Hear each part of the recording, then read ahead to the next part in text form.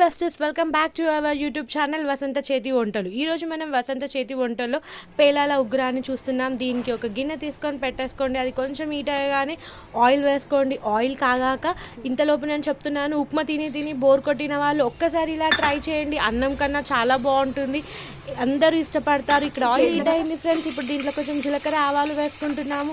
ఆ జీలకర్ర ఆవాలు కొంచెం చిటపటలాడాక సన్నగా తురిమేసుకున్న ఆనియన్ వేసేసుకోండి ఫ్రెండ్స్. ఇది నాకైతే చాలా ఇష్టం ఫ్రెండ్స్. నేను ఎప్పుడు నాకు తినాలనిపించినా సింపుల్గా ఇలా తింటాను.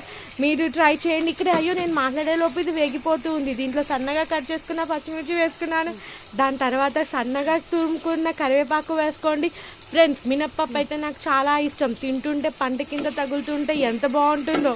ఒక్కసారి ఇలా ట్రై చేయండి. మా మమ్మీ చేసిన ఉగ్రానికి నేనైతే పెద్ద ఫ్యాన్, మీకు కూడా నచ్చుతుంది. దాని తర్వాత కొంచెం పసుపు వేసుకున్నాను ఫ్రెండ్స్. కావాలి అనుకుంటే మీరు పల్లీలు కూడా వేసుకోవచ్చు, నేను ఇక్కడ వేసుకోలేను.